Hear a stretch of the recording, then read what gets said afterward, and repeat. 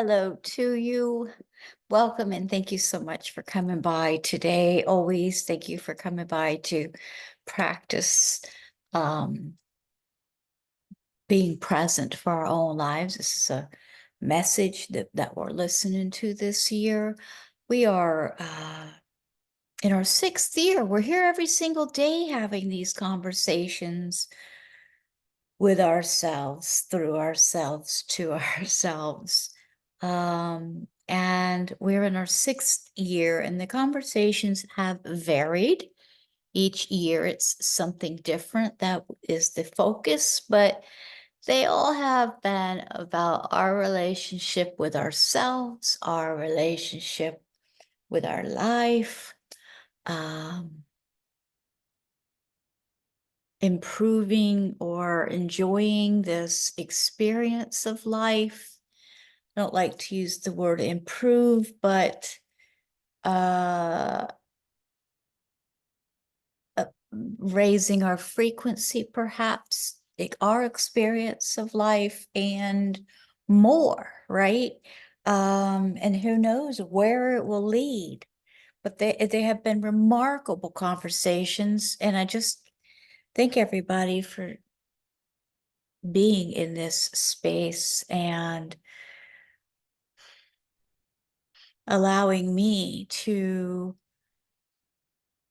offer these safe spaces for women, which is what I have the honor of doing. And it's only because you share of yourself. And I just want you to know I appreciate that very much. I have some great offerings that are coming up, virtual workshops. They are for women only, because I hold safe spaces for women. These women hold safe spaces for me, and we hold safe space for each other, and we call it sacred space. So I'm looking forward to that. I've got a couple great ones in the works. But anyway, these conversations have been going on for 5 years. We're in our 6th year already here. And it has led us to the conversation of being present for our own lives. And it's very apropos considering what the conversations have been up to now. We started with our heart, with Melody Beatty, Journey to Our Heart. We were at the Mindful Year with Dr. Arya Campbell Danesh and Dr. Seth J. Gillihan, the Mindful Year. We talked a great deal, a whole year of conversation on living the law of attraction, and really learned a lot about this energy field and our vibration and frequency and all of that, power of our thoughts, etc.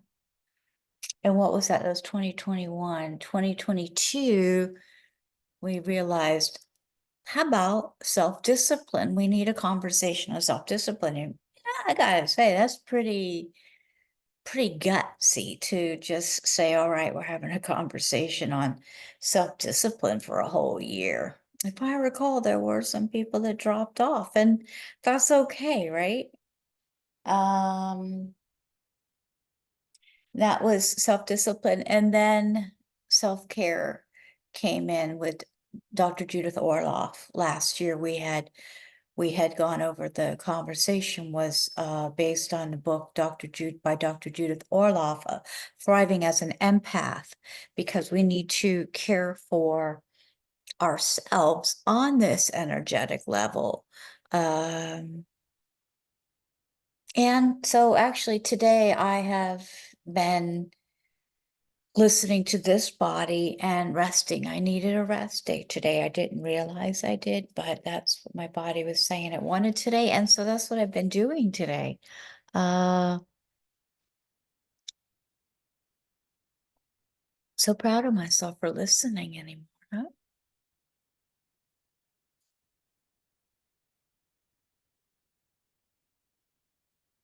Such a beautiful learned skill to listen to ourselves, because we're aware that our body talks to us. Do we listen? This is about honoring ourselves, this conversation about being present to our own lives. And I'm going to put the music on just so it helps us settle into ourselves and into this breath and into this moment, receiving this message that we're going to get today. I have no idea what it is at this moment. It's just put the music on, and for me, that's a trigger.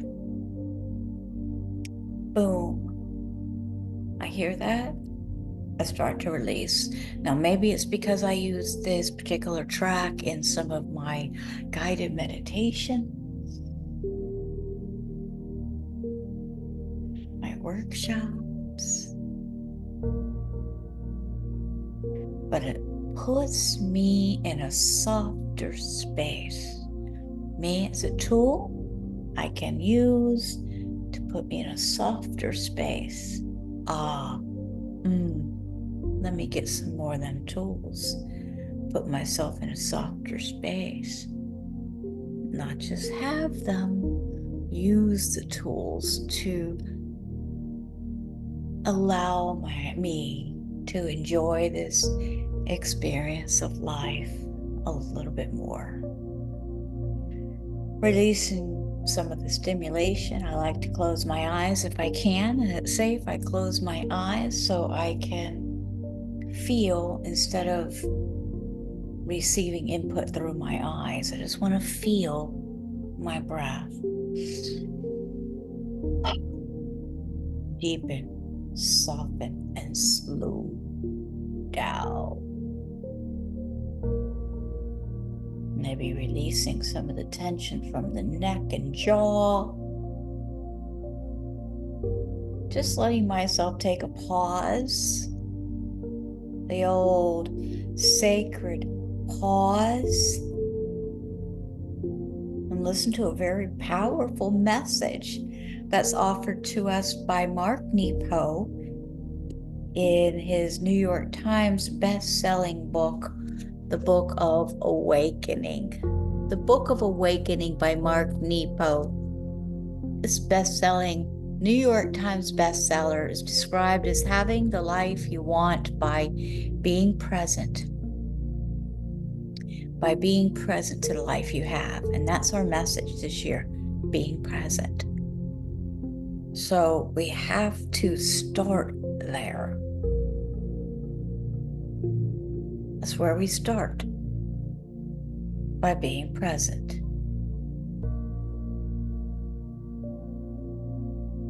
And I'm going to tell you, I think it takes a little bit to get there because of so many things fighting for our attention. There's so many things that are our responsibility, etc. And then there's stuff even we want to do, but being able to let that go and come to our center is an art in my mind. It's an art. So taking a couple breaths and letting ourselves soften, releasing a few layers anyway. Being present.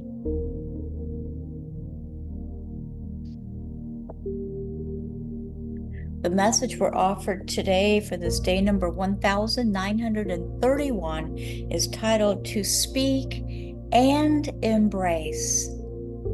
To speak and embrace. The dream is awakened when thinking, I love you. And life begins when saying, I love you. And joy moves like blood when embracing someone with love.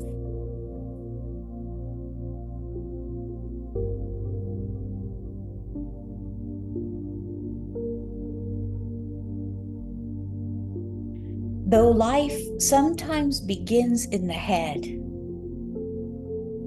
the full body of joy cannot be known there. We have all experienced this difference. Simply recall the first time in adolescence that someone other stirred you. The first time the presence of another moved you from being the center of the universe. Recall the strange but moving sense swimming in your head, leaving you unable to extinguish his or her face from your mind.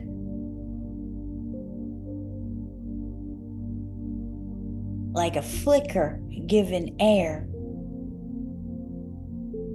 Recall how the real and troubled life of flame began as soon as a word was spoken.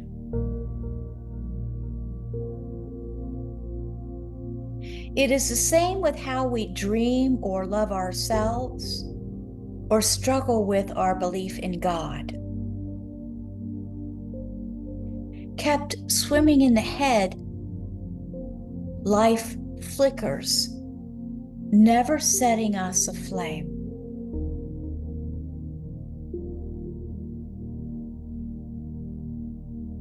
It has taken a lifetime to learn this. As the fire of music awakens the soul of a composer, love sounds within us where no one else can hear. Let's embrace this. As the fire of music awakens the soul of a composer, love sounds within us where no one else can hear. And just as composers might wrestle out the language by which their songs can be played, we must struggle to pronounce our love. All to have our arms rise like flames off the page.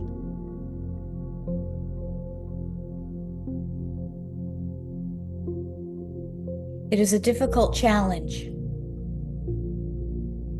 to speak and embrace in a world that so thoroughly trains the mind. Yet trouble intensifies if not given air. Let's hear that line again. Trouble intensifies if not given air. As we live out our days, the imperceptible breath between thinking and saying and embracing can often seem like a canyon, impossible to cross. Wow.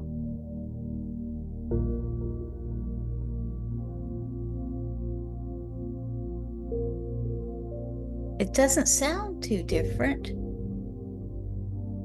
As we live out our days, the imperceptible breath between thinking and saying sounds so close. And saying and embracing can often seem like a canyon, impossible to cross. This is why we have involved the myth of Cupid for centuries, to remind us of that fluttering presence that somehow pierces our confinement of thinking, forcing us to speak and embrace.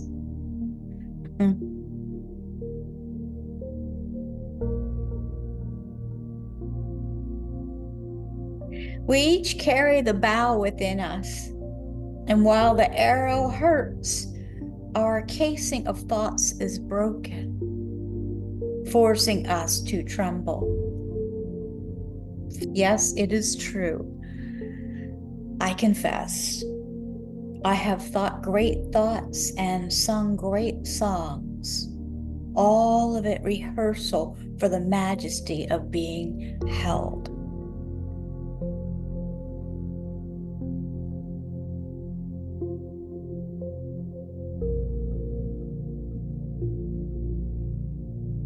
How is this settling? What does this mean? How is this feeling? What are we feeling it associate to? How does this make sense? Where?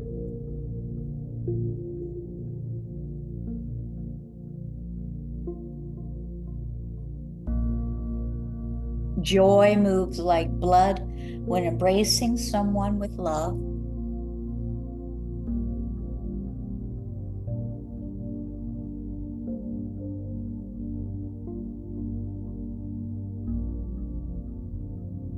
As the fire of music awakens the soul of a composer, love sounds within us where no one else can hear.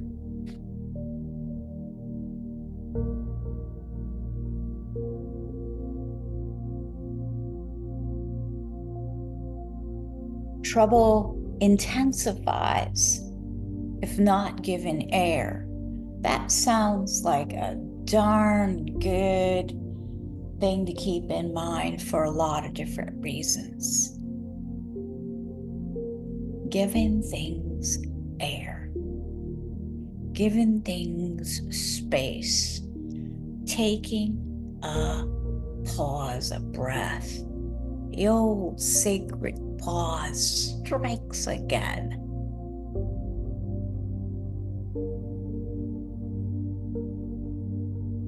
As we live out our days, the imperceptible breath between thinking and saying and embracing can often seem like a canyon, impossible to cross. Now, let me go to the top 5 regrets here.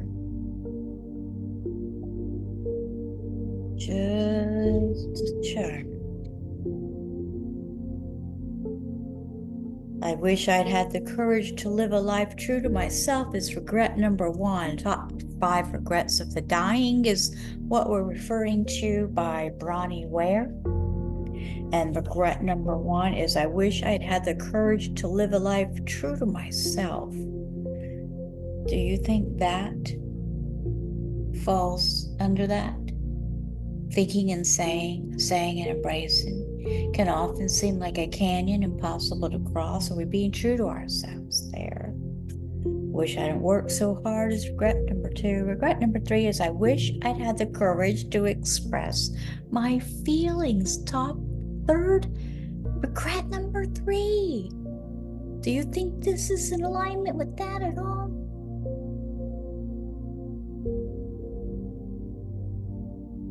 Regret number 4 is I wish I'd stayed in touch with my friends. And regret number 5 is I wish I'd let myself be happier.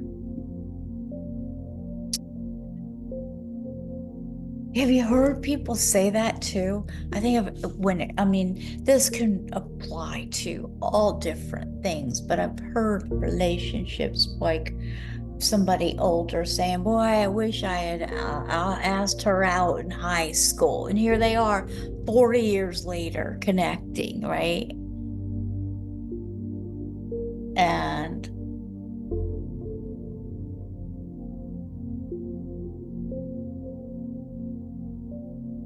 how much of life are we missing out on? Is a consistent message here, not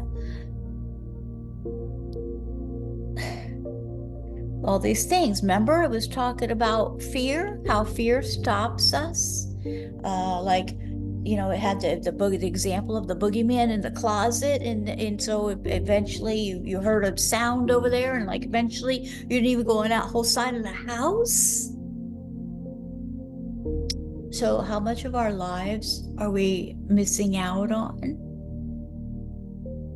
Aside from the excessive stimulation, I think that's even, and that stops me from being present, but the missing out on things because of fear, I didn't realize as being present. I practice being present and I love it. But this whole, how much are we missing out on because of these things we don't do? It's just interesting. That's something I'm finding here. We're almost halfway through this year. So I want to embrace it a little bit more. Let's do the meditation exercise. It says to meditate while holding a stone. So just take a breath, slow it back down.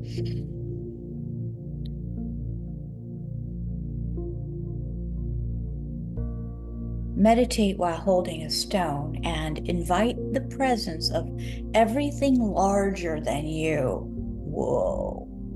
Meditate while holding a stone. I got a handy dandy stone right here. Meditate while holding a stone and invite the presence of everything larger than you. We could be here all day.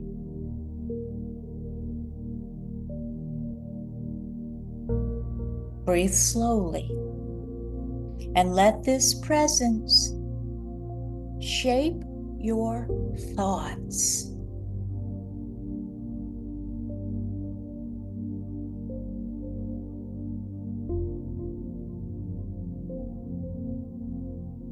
Breathe deeply and let this presence, now wrapped in thought, vibrate in your throat.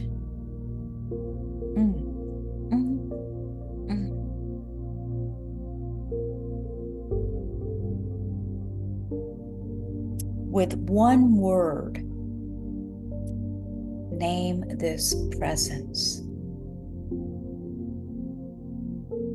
Pronounce it out loud. Practice embodiment by feeling the presence of the universe in both you and the stone as you think and pronounce and touch all at once.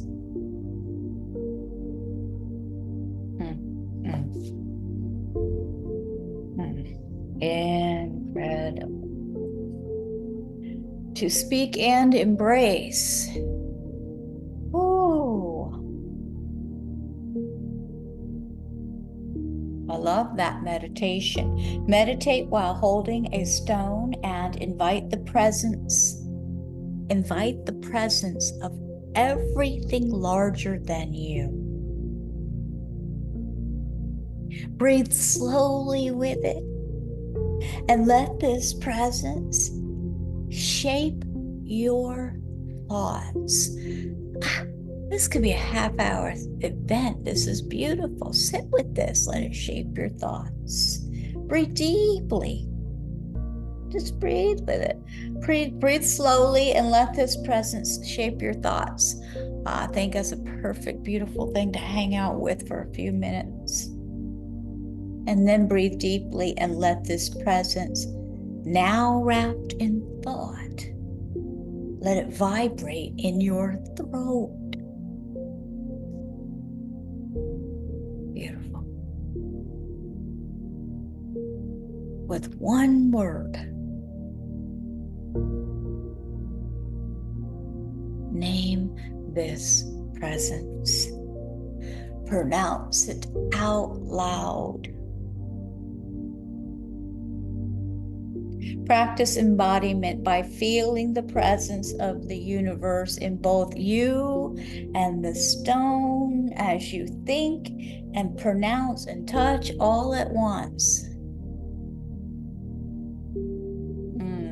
In deep and honest gratitude for your presence here. What a beautiful message. Thank you so much, Mark Nepo. Thank you so much.